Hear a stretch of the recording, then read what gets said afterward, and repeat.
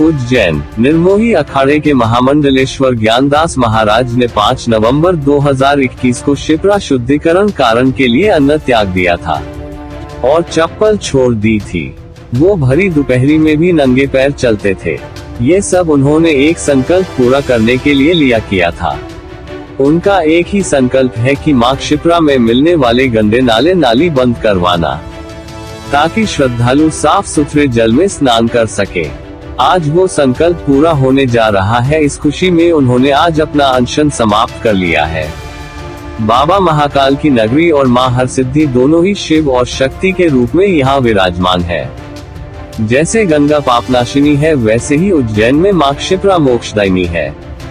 माना जाता है जब किसी व्यक्ति का अंतिम संस्कार होता है तो अस्थियां क्षिप्रा में प्रवाहित करने से मोक्ष की प्राप्ति होती है। इसीलिए यहाँ पर अलग अलग राज्यों से श्रद्धालु मां क्षिप्रा में आस्था की एक डुबकी लगाने आते हैं।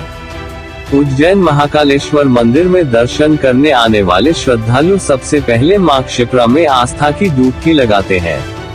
माना जाता है कि क्षिप्रा नदी में एक डुबकी लगाने से मोक्ष की प्राप्ति होती है। इसलिए श्रद्धालु बड़ी आस्था के साथ उज्जैन पहुँचते हैं, लेकिन यहाँ क्षिप्रा नदी की हालत देखकर सब दुखी हो जाते हैं। ऐसे में उज्जैन के संत ने मां क्षिप्रा को शुद्ध करवाने का संकल्प लिया है। क्षिप्रा नदी में मिल रहे गंदे नाले, इंदौर से आने वाली कान्ह नदी के गंदे पानी के क्षिप्रा के जल में मिलने की खबरों के बीच मंगलनाथ रोड पर भगवान अंगारेश्वर मंदिर के पास दादू आश्रम के ज्ञानदास बीते 780 दिनों से अनशन पर थे। उन्होंने क्षिप्रा नदी की दुर्दशा पर चिंता जाहिर करते हुए चप्पल छोड़ दी थी। साथ ही उन्होंने भोजन त्याग कर सिर्फ फल और दूध ही लेने का फैसला किया था। देश के प्रधानमंत्री नरेंद्र मोदी ने गंगा प्रोजेक्ट के अंतर्गत देश की सभी नदियां शुद्ध और प्रभाववान हो, इसके लिए गंगा प्रोजेक्ट चलाया है। इसके अंतर्गत क्षिप्रा नदी को भी लिया गया है। क्षिप्रा नदी शुद्ध और प्रभाववान हो, इसके लिए फंक्शन प्रोवाइड संत का आज अनशन समाप्त करा है। उज्जैन में विधायक अनिल जैन कालूहेल्दा व सांसद अनिल फिरोजिया ने उन्होंने भरोसा दिलाया कि अब क्षिप्रा शुद्धिकरण का काम चालू हो गया है।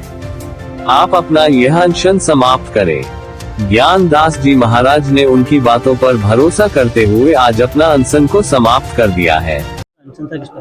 मोक्षदायिनी मां क्षिप्रा की जिस प्रकार महिमा है, जहाँ अनेकों जीवों का उद्धार होता, कल्याण होता है, तो मां क्षिप्रा के लिए 14 महीनों से जो मैंने उपवास कर रखा था, तो आज माननीय सांसद जी, विधायक जी और महापौर जी के द्वारा उनके आश्वासन देने पर उनकी योजना मेरे को बताई गई, तो मुझे लगता है कि वो जल्दी ही मोक्षदायिनी मां क्षिप्रा प्रदूषण मुक्त होगी, प्रवाहमान होगी। और हमें आशा और विश्वास है कि जल्दी से जल्दी क्षिप्रा प्रदूषण मुक्त हमें दिखेगी, ऐसा हमें भरोसा है। आपने और भी मांग की है?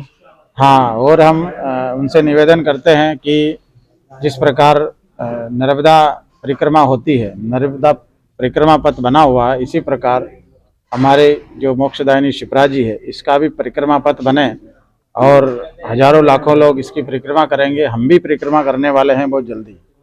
क्या योजना बताइए आप? नमामि गंगे की तर्ज पे नमामि क्षिप्रा मैया को जोड़ा गया है और महापौर जी ने भी बताया कि फिल्टर प्लांट हम लगा रहे हैं। इस प्रकार से शुद्ध जल करेंगे, क्योंकि फिल्टर आजकल ऐसी चीज़ हो गई है कि आदमी गंदे से गंदे पानी को भी फिल्टर करके पीने योग्य बना देते हैं।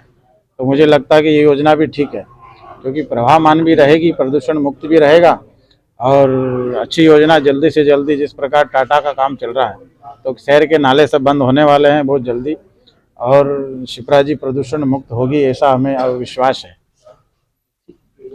महाराज जी ने अन्न जल त्याग कर रखा था और आज अन्न ग्रहण कर लिया है महाराज जी ने और क्षिप्रा मैया शुद्ध होगी। हमारे प्रदेश की यशस्वी मुख्यमंत्री डॉक्टर मोहन यादव जी का यह विशेष अभियान है और वे इस अभियान में परिपूर्ण होंगे और वो जो भी काम हाथ में लेते हैं, डॉक्टर मोहन यादव जी काम को पूर्ण करते हैं और वो लगातार इस अनुसंधान में लगे हैं कि मैया क्षिप्रा शुद्ध हो।